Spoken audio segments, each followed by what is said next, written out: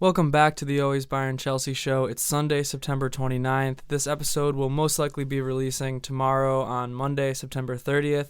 We had a very exciting match for Chelsea this weekend against Brighton and a draw for Bayern Munich against the defending Bundesliga champions Bayer Leverkusen. And we've got a lot of thoughts on those matches, so why don't we jump right in?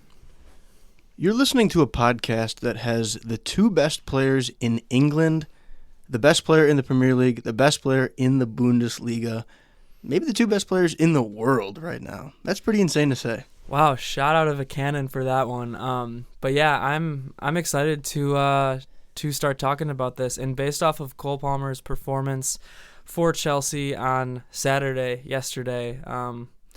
it's hard to deny that.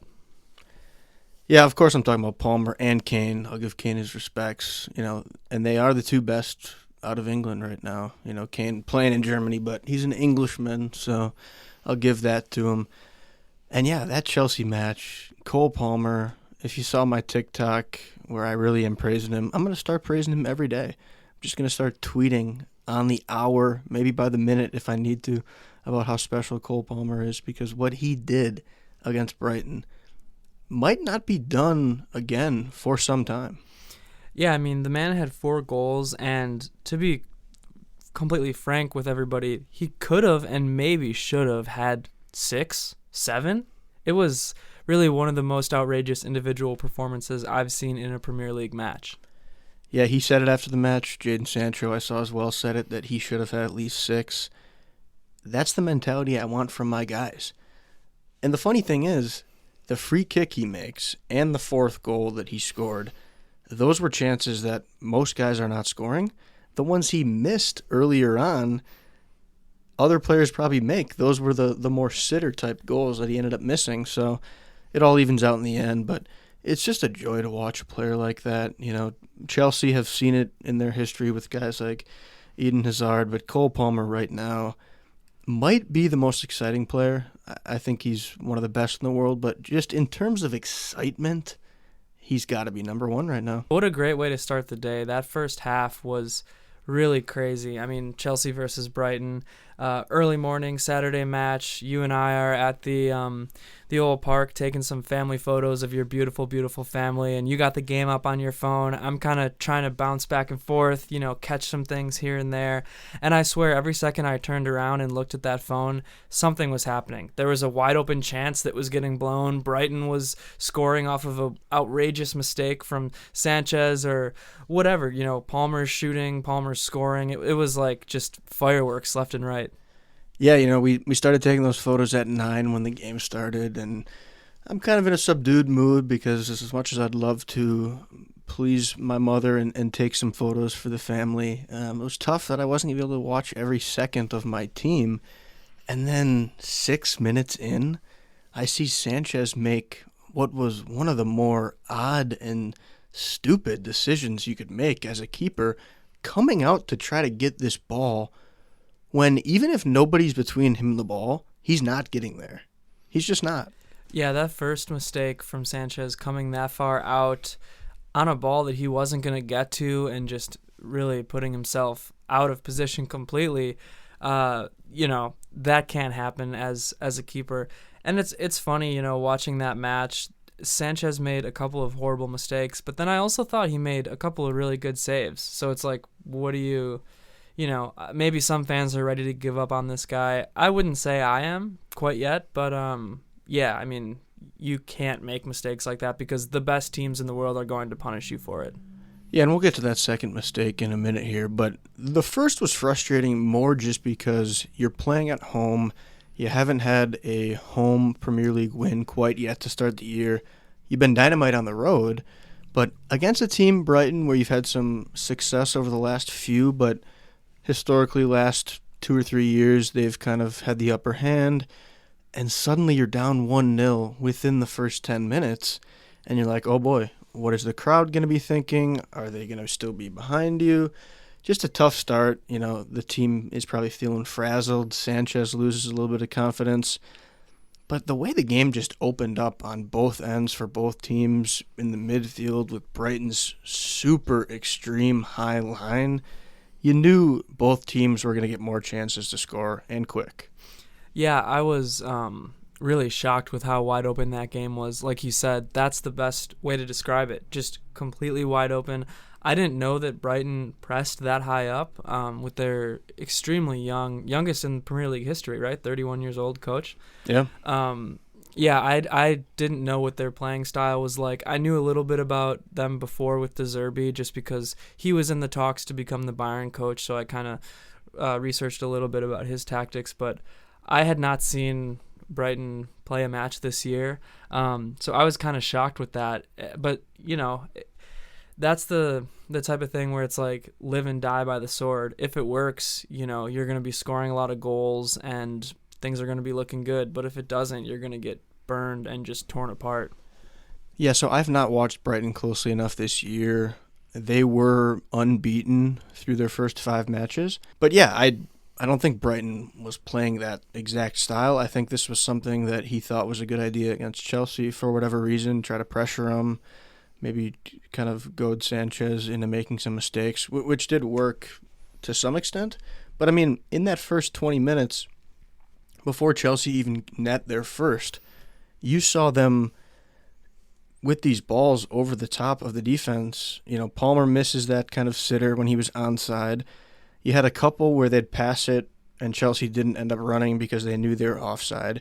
You had the one where Noni was a hair offside, passes it to Sancho, who would have gotten his first Chelsea goal. So they had all these balls where they were getting through that high line. Palmer put one away he was offside on. So, all those chances was just crazy. It reminded me of the Tottenham game last season when they were down 9 men against Chelsea. And that was because they had to do that with 9 men. This was a full Brighton 11-man team, and they were doing that. Yeah, it doesn't really make sense to me. I don't know what the thought process was for playing that way against Chelsea as Brighton, because does Brighton really have the personnel to be playing like that? And then also, like, Chelsea's attack is so strong that it will punish you. Yeah, if you're playing a fast and loose style like that, you're not going to be able to compete with Chelsea and the talent that they have up top. Yep. Chelsea need to be forced to defend more, I think. And, yeah, Brighton did have 60% possession, but Chelsea don't need a lot of possession. I know Maresca, that's the way he wants to play. Yeah. And after the match, he did say he'd like to have more possession, but they take advantage of those counters and quick strikes, and when they get a little bit of the ball with some space, they're so fast. Yeah, they've on been those lethal. Counters. Yeah, they're so good on those counters.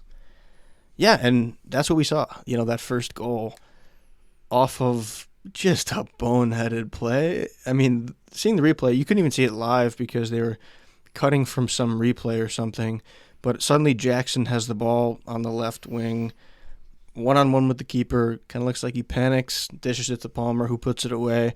A well-deserving goal.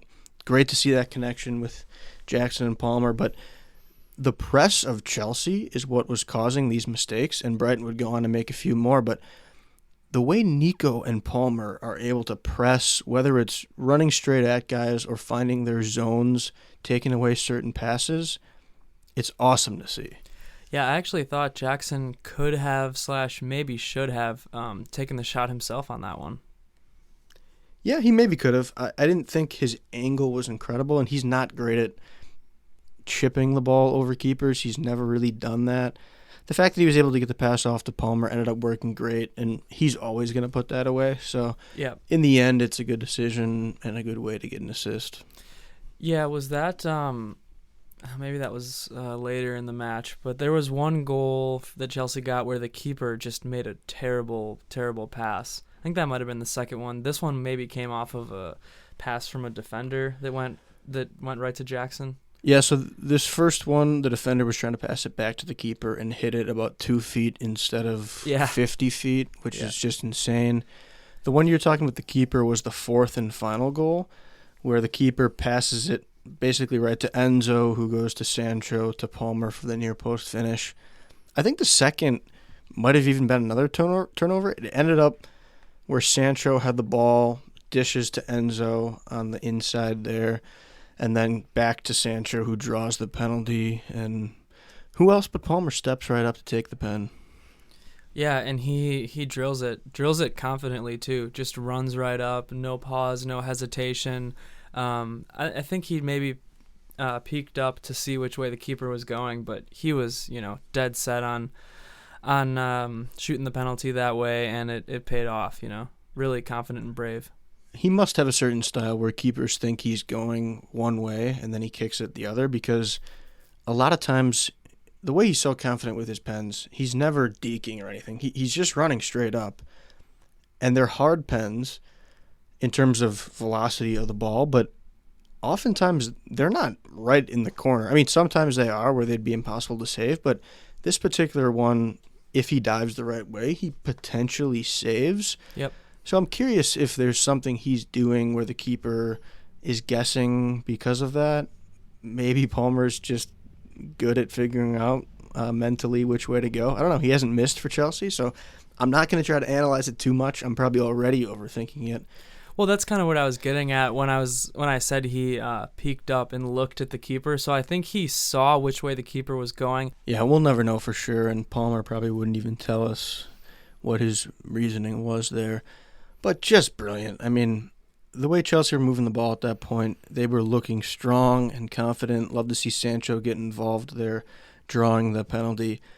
And then within the next minute, I think it was literally a minute hadn't even passed. I mean, at this point, we are down kind of by the base of the waterfall in Menominee Falls, taking photos. And I'm fired up about the pen. Still kind of looking on my phone. You might be taking some side photos with one of my sisters or something. And next thing I know, you got Noni Madueke on this breakaway. To me, looks like a goal-scoring opportunity is ahead. And he gets dragged down from behind. The yellow card comes out. I'm thinking maybe red. I can see why they didn't, farther away from the goal. But draws a free kick from about 35 yards out. Yeah, that was a really good run by Madueke. If he doesn't get dragged down there, you can make the argument it's pretty likely he scores himself. Yeah, and that was my point about potential goal-scoring opportunity. I don't know the rules enough to say, and maybe that's what's leading me awry here. But nonetheless, drawing the free kick, always a good thing. Who else but Palmer steps up? He doesn't usually take those, which is interesting. And even after the fact, after the game, he kind of said, "Oh, I don't really practice those. I kind of just have been toying around with them a little bit." I mean, the guy steps up, takes a couple steps, drills a perfect free kick where the keeper maybe got a little bit of a hand on, but nobody's saving that. Yeah, I mean, that was just a perfect spot, a perfect bend and arc to the ball from a decent ways outside the box. It wasn't close at all, and that was actually my moment of the match right there, Palmer's free kick, because when you're banging goals like that, you just know it's your day. I mean, it's going to be damn near impossible, to come back when the home team is playing like that. And if you want to watch one 5-second moment from the match, go ahead and watch that one, because you will not be disappointed. Because you gave yours, I'll just give my moment of the match right here and right now, because I'm just deciding right now. My moment of the match is the moment that Cole Palmer woke up Saturday morning. The moment he woke up, he probably just knew, I'm scoring 4 today.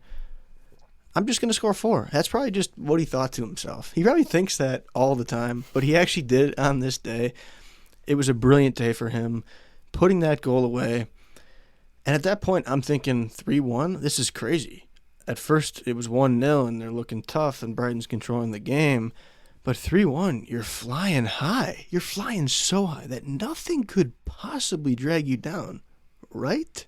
Or could there be one man that makes a boneheaded decision that slightly drags you down? I'll tell you what, there is a man, probably the tallest guy on the team, maybe Tosin's taller, but Rob Sanchez reaches right up and drags me down, because the pass that he tried to play that leads to Brighton's second goal, I get Maresca's system, you're going to make mistakes. You expect this. You certainly expect it. Even a really good keeper that can play passes, you're going to make some mistakes in the system. But this one was so poor. I mean, I saw Palmer's reaction after it. He was like furiously yelling at Sanchez. He was so pissed. Brighton easily scores, almost actually scores another goal right after, and Sanchez makes a brilliant save, one of the ones you were talking about. But Big Bob, what are you doing?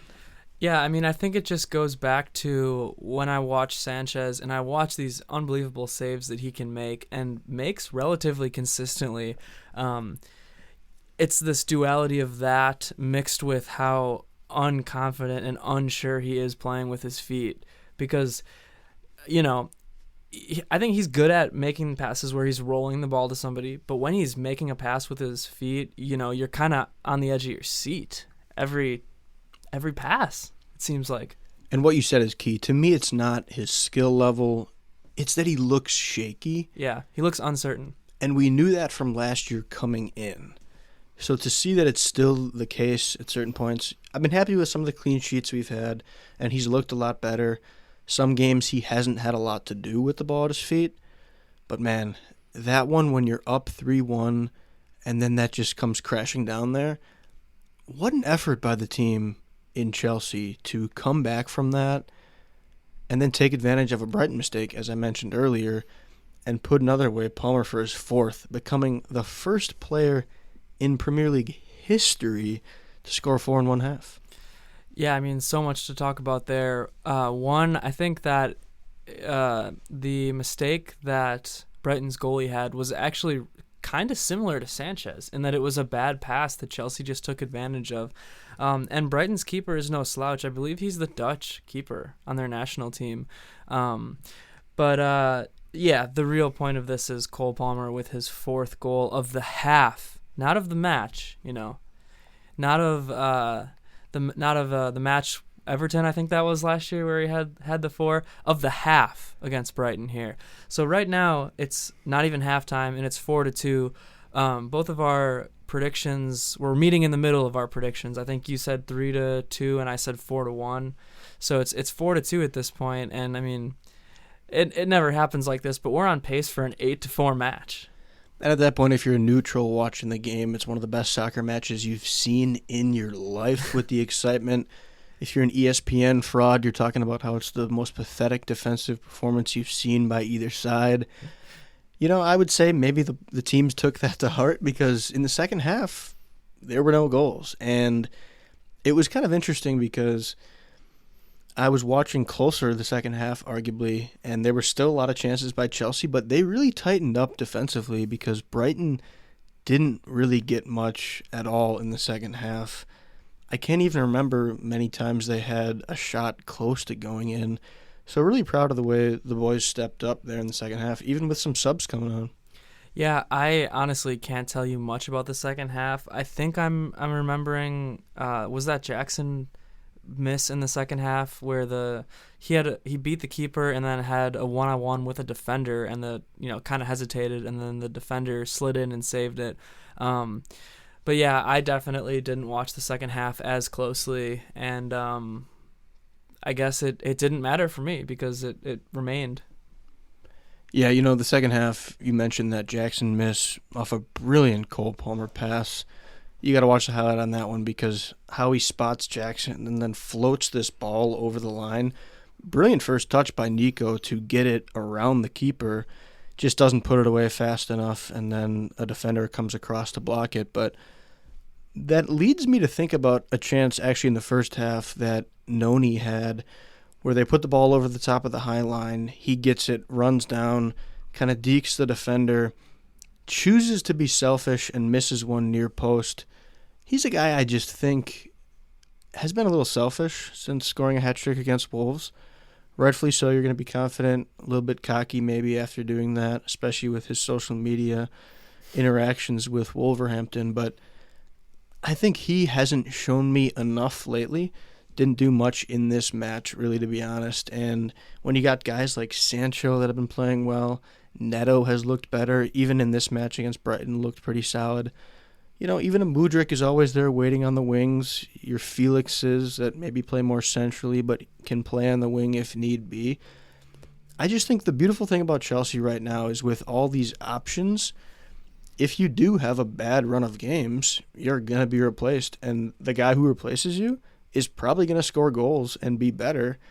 and then maybe they'll struggle for a few and you can get back in. But the depth right now is insane.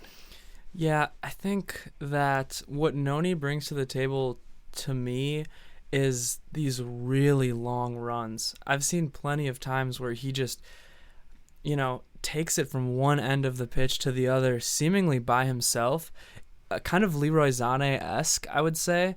But then you're right, his finishing isn't there. Oftentimes, it's because he takes the shot when he maybe should have passed, or maybe he should have even kind of slowed things up a little bit and waited for other teammates to kind of catch up and be there to receive a pass. But he's still one of those guys who's very important to Chelsea's ability to counter, I would say, and to quickly counter, basically. Yeah, no doubt he's important, and I'm not saying I'm giving up on him by any means. I just think it's a reflection of how this team is built right now, and I'm excited to see how the guys push each other to get more minutes. And yeah, the second half to round it off, as I mentioned, no goals. Sanchez, I think, was better in the second half, certainly. I can't even really recall much else that happened later on, just because Chelsea probably should have had maybe a couple more, but Brighton didn't do much, so we might as well just quickly get to some awards here, and I think it's pretty obvious the Batman on the day is one Cole Palmer, unless you have some absurd take that I'd love to hear. No, I wish I did. I wish I was a contrarian today, but my man of the match, my Batman of the match, is indeed Cole Palmer. Yeah, he was brilliant. I'm going to keep saying it. I will just keep saying it, and he did, in my opinion, have a pretty solid sidekick, a Robin, in Nico Jackson. I personally just want to shout him out because of the pressing, the off-ball activity. Had an assist, didn't score, should have scored. But his off-ball activity, his runs, I think they're so underrated. And even when people give him shit, rightfully so, for some misses, when you're making those types of moves off-ball, it's so important for your teammates. I actually had Sancho as my Robin of the match, and I think he also could be an underrated player. I'm guessing we actually might have the same Fireball underrated. Not exactly sure, but before we get to that, yeah, I just had Sancho because that assist at the end there I thought was brilliant. I think he's contributing very nicely to this Chelsea attack, and I also think that he should have got that goal. I think you said Noni was off on it, but I think Sancho damn near did everything right on that play, and I think deserved a goal. He'll get one for Chelsea soon. He'll get one, no doubt. But I just want to keep singing praises for him because he's looked damn good. Yeah, he'll score very soon. Also drew that pen, so ultimately a very important guy on the day. Interesting you said about the Fireball because I'm trying to rack my brain to think who it could be. It's somebody, my pick is somebody that you and I would not underrate, but I would say the rest of the footballing world would underrate. Interesting, because a lot of guys are like that on Chelsea's defensive line. My best defender, I was going to go Cucurella. Maybe that's who you're going with Fireball-wise because he always is a firecracker, but it's tough for me to say. I liked the way Cucurella did play. Gusto as well on the defensive line. Caicedo was strong again. He could be a Fireball guy for sure. He's starting to get rated pretty high by some guys out there in the media, which is great to see. Yeah, Caicedo was my my underrated Fireball just because I think the way that he helps build up play for Chelsea is truly invaluable. He's such a big part of this offense now and such a big part of this attack. So many passes and just the way he helps with ball progression from one end of the pitch to the other. And the way he kind of broke down that high line in this match against Brighton was very impressive. And I need to shout out Enzo Fernandez as well. He gets some flack every now and then, but some of his long balls, crosses over the top of that line, just brilliant. Nobody else on the Chelsea team is making those passes.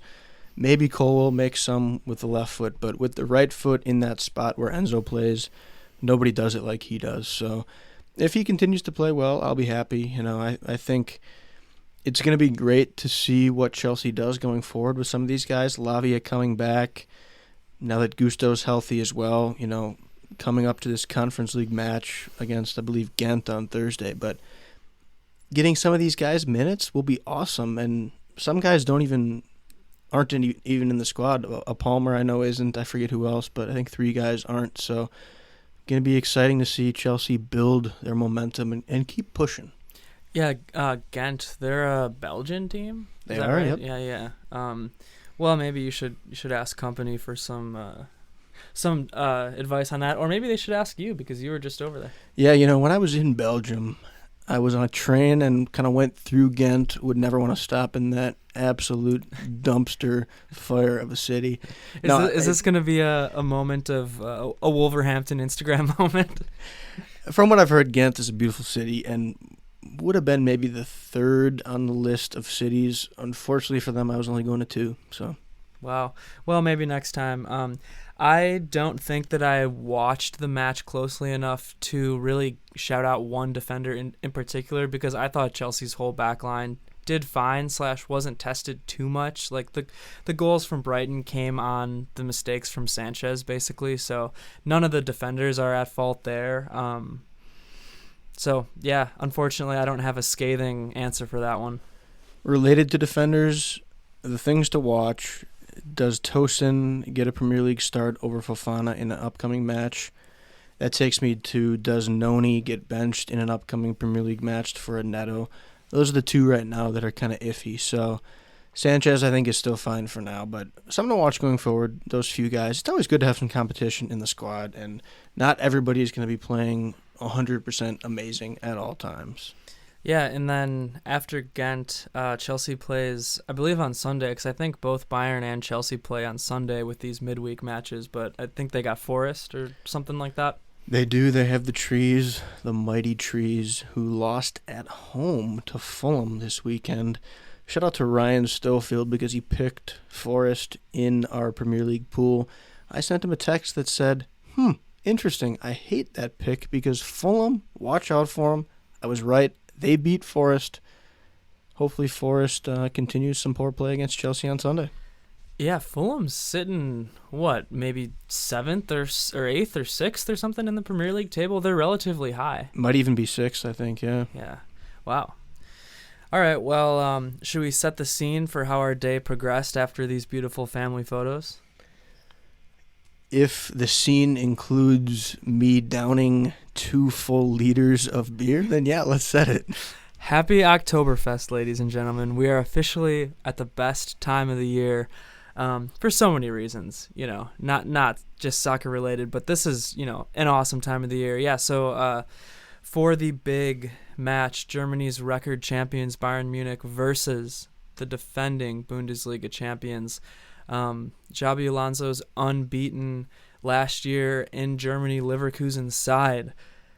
We went over to the German beer garden at Estabrook Park with my beautiful, lovely girlfriend Maddie and Jim's family, and we watched the match with the fan club. It was a beautiful day. The sun was shining, the liters were flowing, the keg was tapped. It was a good time. Unfortunately, the match, I would say, didn't live up to the hype I had built up in my head for it / the product, I guess.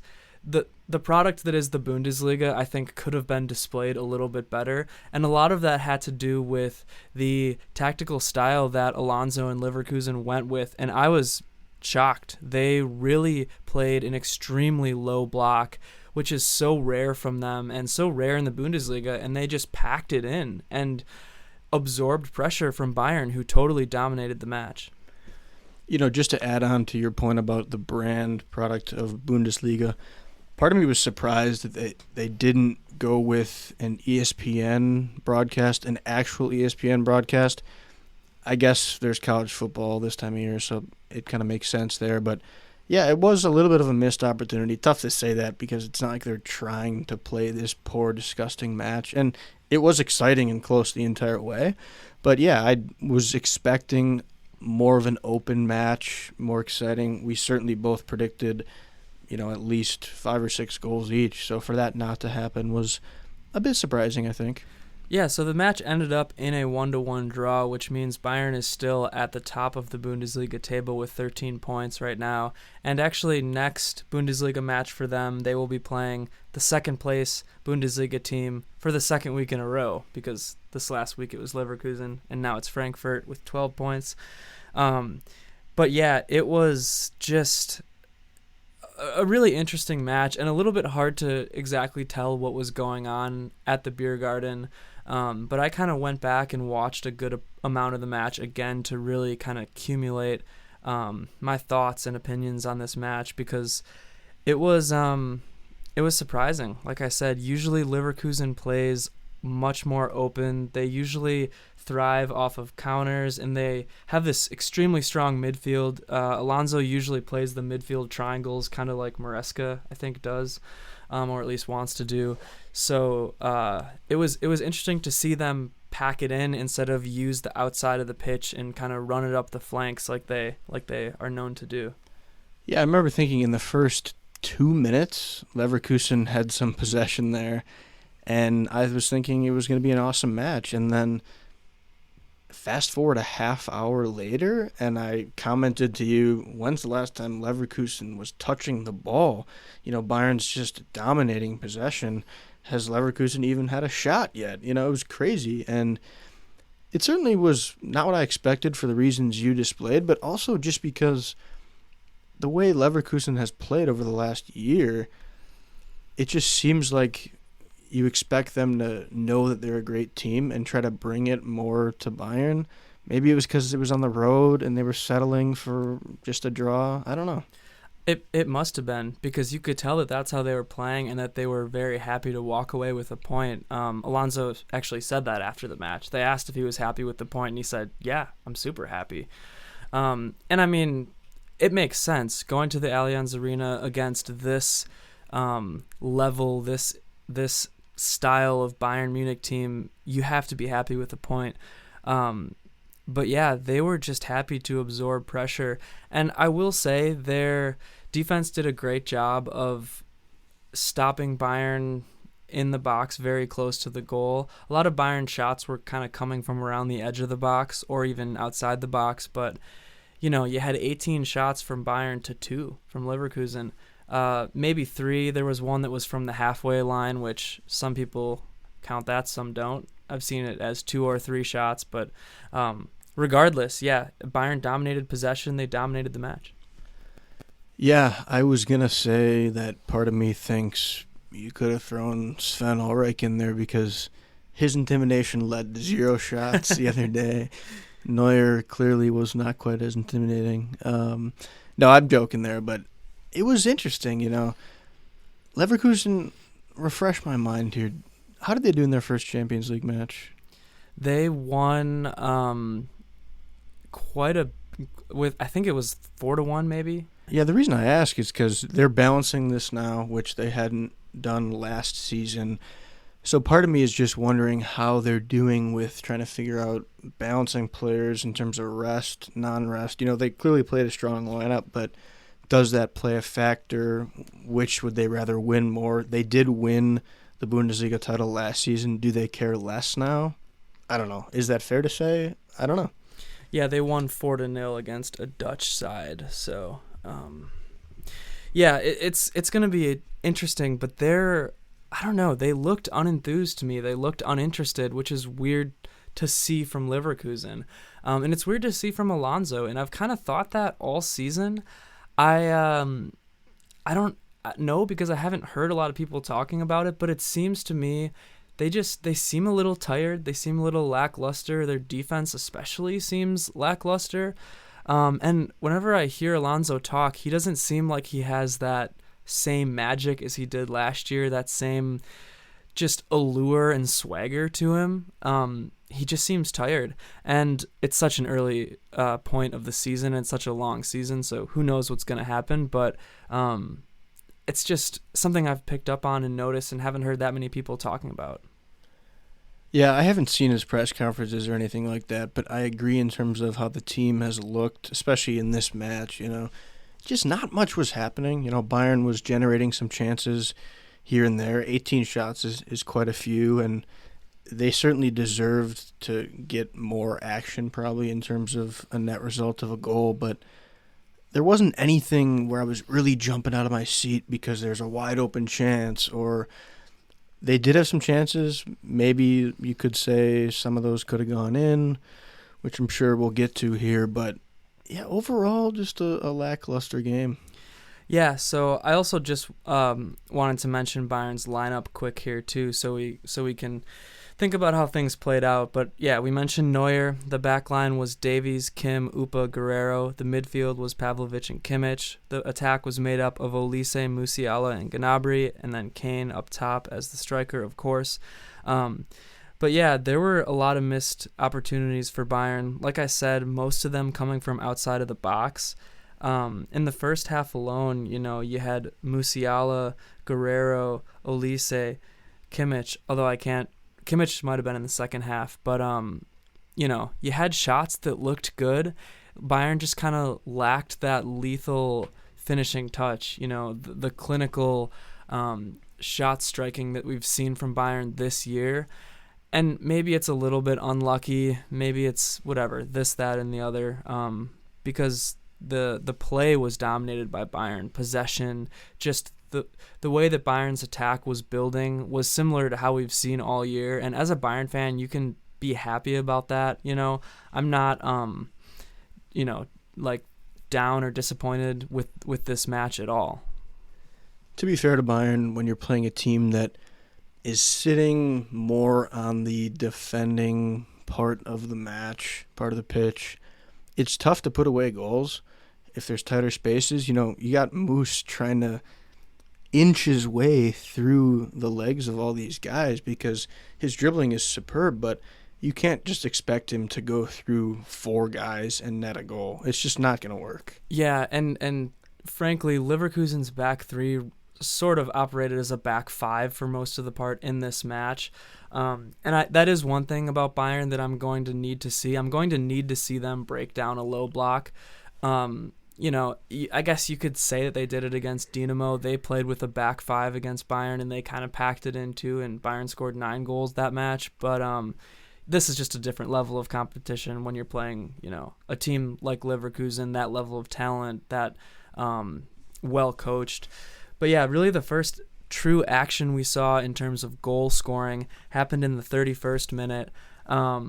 We saw Aleksander Pavlovic play a pass that was supposed to be towards Neuer, was supposed to be back to Neuer, and I think that what happened is Pavlovic kind of saw Wirtz rushing at the last second, probably after he even started to swing and try to kick it to Neuer, and then realized what was happening and just ended up kind of kicking it out of bounds in the back, creating a corner opportunity for Leverkusen. The corner happens, the ball bounces out to Robert Andrich, who's outside of the box and just slides in just a deadly shot, just low left corner, out of Neuer's reach. He probably couldn't have even saw the shot with all the bodies there, and really impossible to save, and really just a great goal. Incredible goal to get it where nobody touches it, whether your own teammate, and I saw one teammate jumped out of the way, but no defender even gets a toe on it. Makes no sense to me through a box full of guys like that. So credit to him for putting it away, and that's the type of goal that I'm sure they were hoping for, because clearly the style they wanted to play, all they needed was to be up by 1 goal, and they were going to shut that shit down, which sucks as a fan watching. But it's exactly what happened, so good on them for that. 100%. That was exactly what Leverkusen wanted. That's the way that they were trying to play, just like you said. And after that, they packed it in even more, and they played this, parking the bus style of football for really the rest of the match. But I did want to mention that I was very impressed after, that happened. It wasn't directly Pavlovic's fault, but it happened because of a mistake that Pavlovic made. He didn't hang his head. He didn't look detested. He didn't look sorry for himself or anything like that. He just kind of got back up and shook it off. And then a few minutes later, in the 39th minute, had, I would say, probably the best goal I've seen this year. Bayern's best goal this year. Why don't we say that? And, on the other end of the pitch, Pavlovic plays the ball off his chest, coming back well outside the box, and then just fires a rocket into the top right corner. The bend on the ball that he had was incredible. Relatively reminiscent of Palmer's free kick, but just with a little bit more bend, and the keeper almost made an immaculate save, which almost made it better to me. The keeper got his whole hand on the ball, and it still went in. Brilliant goal, and if you don't mind, I'm just going to take the listeners through a little bit of behind-the-scenes action here at Estabrook Park. Please. These two events that occur with Pavlovic.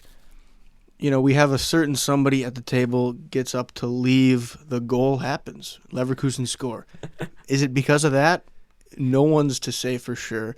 That individual redeems themselves by bringing a large pretzel, which tasted great. Shout out to Estabrook Beer Garden. Then the goal occurs. So you kind of got that little bit of a wash there with those two goals. But man, the celebration that ensued by the fans at Estabrook there, unreal. The chants they were doing, and of course I didn't know the chants, but was awesome to see. The free shots that were being poured. I mean, these people, these German people love to party, love to celebrate goals, and Pavlovic said, I'll give you a worldly to celebrate. I mean, yeah, I might need a pair of lederhosen myself, because I think I just want to be part of this crew after that. But yeah, it was exhilarating just being there. You'll have to you, the listener, will have to show up, to the beer hall or to the beer garden next time and enjoy a game with us. Have a pretzel, have some cheese dip, or have a liter, because you're not going to want to miss it with excitement like this. That was the moment of the match for me. I mean, yeah, I love the style of football Bayern's playing, and I was hyped. The elation in that moment for you, I can't imagine. It must have been absolutely unreal. If I could compare it to anything, it would be the feeling I got seeing 3 Chelsea jerseys at this Bayern watch party. Almost felt like some listeners were out there. Whether they were or not, I won't know for sure. But either way, you just love to see all these people coming together to watch the beautiful sport. Some people that were there maybe weren't. There were some fish flying as well in the Milwaukee River. But yeah, that was an awesome moment, and for a young guy to get a goal like that. I mean, yeah, a former ball boy at Bayern, an academy product, pointing to the badge on his jersey was just such a special moment for him. I'm excited. I'm happy for him. Yeah, if he can continue to be confident, play with that momentum, that forward energy, he seems like a guy that fits really in well with what Von Sohn wants to do. He does, and he really turned things around that entire second half and rest of the match. He played great. He's so accurate with his passes. He's so good at progression and occupying the right spaces. It's very similar to Toni Kroos, and I don't say that lightly because I have the utmost respect for Toni Kroos, but it's basically the same profile that Kroos has. So good with those passes, so good with providing that attack, that lethal attack that Bayern has with the opportunities that they need. Yeah, and I know they're not the same type of player at all, but a guy like Polina, who's been sitting on the bench more, you almost have to wonder if they were thinking maybe Pavlovic wasn't going to take this big of a step yet, and certain other guys in the midfield too that have been playing so well. Yeah, I think that it's probably a handful of things. I think that the team's going to need Polina. There's going to be matches that require that sort of destroyer holding 6 profile more, and there's also going to be just so many matches this year that they're going to need him. I think that it's probably taking him a little bit longer to acclimate himself, a new country, a new language, just a very different environment. He hasn't played bad when he's played, but more so than anything, Bayern's midfield of Joshua Kimmich and Aleksander Pavlovic has been lights out incredible this season. Kimmich especially, I don't know if anybody could have predicted that Kimmich and Pavlovic to play so well this year. You knew that they were going to be decent. Kimmich had a down year last year in the midfield under Tuchel, but he clearly knows exactly what he has to do, exactly where he has to be under Kompany, and he kind of has the freedom as well as the the like tactical I guess prowess to just work so well. And that's hard to predict, but you got to keep going with what works right now. Yeah, the midfield's been dynamite. I think those two guys were probably the best two players on the day for Bayern, with the attack not putting away goals. I thought the defensive line as well, those four at the back, were pretty solid. Just looking at some stats in this moment, and even a guy like Davies, I think, actually had a pretty solid game. Yeah, really the only other big chance I wanted to talk about in the second half, I mentioned a couple of those guys who had chances there in the first half. I think Kimmich's shot from just outside the box was in the second half, but Bayern's best chance in the second half that was really unlucky and should have been a goal was Serge Gnabry, one-on-one with the keeper, fires a shot off the post, and this wasn't a bad shot. This was a hard shot to take. The ball was kind of bouncing up, and he had to not volley it, but shoot it up off of a bounce, and he goes near post, hits the post, he gets the rebound, and fires a shot above the keeper's head, and the rebound hits the crossbar as well. So sort of a double doink situation happening there, which is just unlucky for Gnabry. You'd think one of those would fall. It was a great run by him. And yeah, that was kind of just the story of the rest of the match for Bayern, is just some missed opportunities.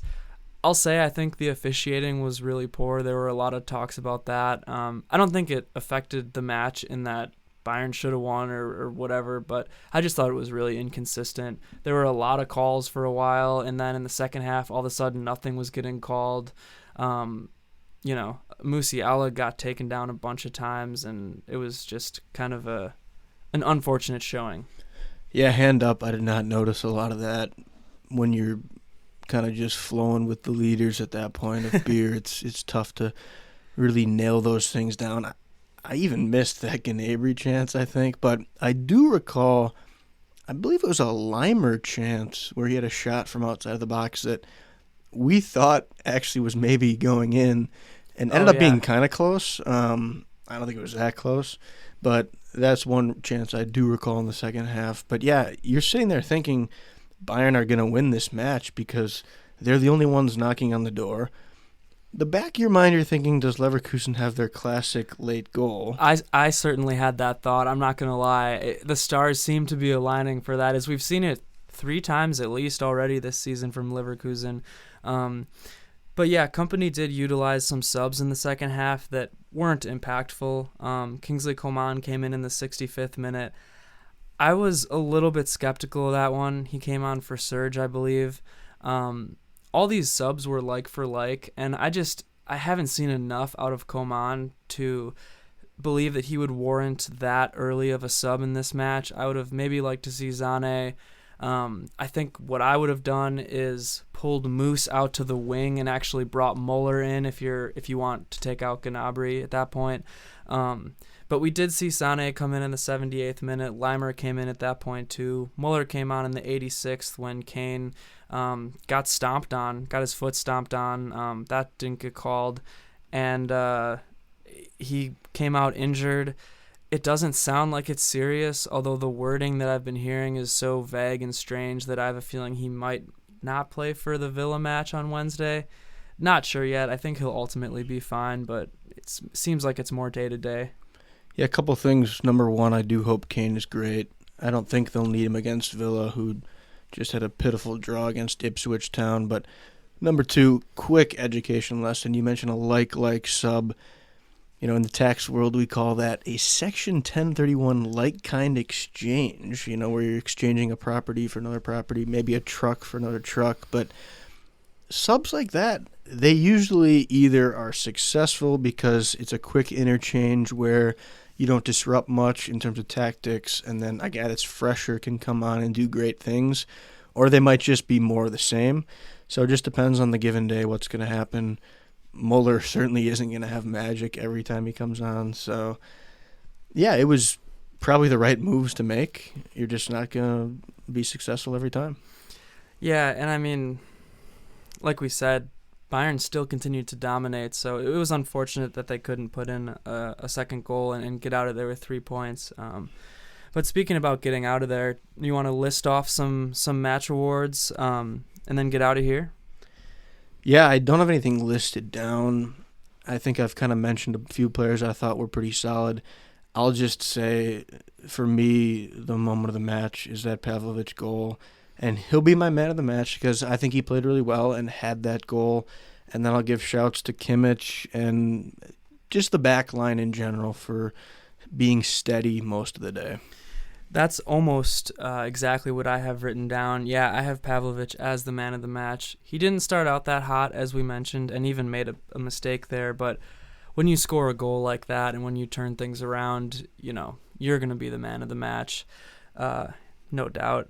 Even if it's just an emotional pick, who's to say? But it was special. Please go watch that goal. My Robin is Kimmich because, as we mentioned, just solid, just one of the most important players on the pitch that entire match. The other thing to mention, too, Leverkusen's midfield is so good that Kimmich and Pavlovic really handling them was something special. My defender of the match, I did say everybody because I thought that the defense on Bayern was very good. Kim, Upa, Rafa, Davies, they were all great. Now, to be fair, they weren't tested very much. I would have liked to see them get tested more. I thought they were going to get tested more. I thought this was going to be the match where I was going to be able to say, okay, is this the center back combination that I really want to roll with going into the Champions League? Or is it not? Or do we have to make some changes? And I don't know still. At this point, I would say yes because they looked good. But again, I think, maybe Villa, certainly Barca will test them more. Even Frankfurt and maybe Stuttgart coming up can throw a few more haymakers at this back line. So we're going to see about that going forward. And my underrated player of the match, I hope this makes you smile because it's somebody that I haven't talked about all day, but I just have to say it. It's going to be Alphonso Davies. I thought that he looked more locked in and concentrated than I've seen him look all year. He missed a few shots, and I think he actually shot a little bit more than he should have. But overall, the space that he was occupying and the ability to lock down that left side, Leverkusen's right side, it would be Frimpong, and he's a great player. Leverkusen has a bunch of great players that can kind of occupy their right side and create chances out of thin air. And, Davies did a good job of neutralizing that. The whole team did a great job of neutralizing Florian Wirtz, who is almost non-existent. He's one of the best young players in the world, and, you almost didn't hear a peep from him. Yeah, I'd expect nothing less from the captain of the amazing Canadian national team in Alphonso Davies. So great to see that, and it could be massive. I will not understate how massive it'd be for Bayern if he gets back to his potential and old self. 100%. That could be the difference between a deep Champions League run and not. Agreed. Yeah. So that's really all I want to say. I'm very pleased with Bayern's performance. I also think that part of the reason why Bayern defended well was because so far under Kompany, their defending is a unit. This fluid formation allows guys like Gnabry to drop back super deep in the defense. Coman does that. And then the defenders, Rafa Guerreiro, as a man who always plays on the left side, he's left-footed, playing as a right back now and linking up with attackers. Davies obviously doing the same. Kimmich can drop back and play defense when he needs to. It just works because the whole team really defends as a unit. Yeah, and when you're defending as a unit like that, things are going to be so much easier for you, and you got a guy like Neuer back there too. So you're not going to like this, but shout out to the leadership at Bayern because defenders look great, and the two that left are dog crap right now for United. Oh, God. That's going to open up a can of worms, so I don't know if we should go there yet. But we'll see. Time's going to tell about how that works out. Maybe we'll know more on Wednesday when Bayern plays Aston Villa in the Champions League at Villa Park, 2 p.m. Central Standard Time. And then I mentioned it on Sunday, which is maybe going to be the 6th of October. 10:30 a.m. Central Standard, Bayern takes on the second place team in the Bundesliga, Frankfurt. So 2 super exciting matches to see, and just stay tuned with us because we're going to be previewing them on the Twitter account, and we're going to be posting match reactions, YouTubes, TikToks, and maybe you'll see our own ability on the pitch if you follow all those. I'm on the pitch every evening. Very well. That's how we got to end it because, hey, we got some soccer to play ourselves. So I will now send us off. Mia san Mia. Up the Chelsea.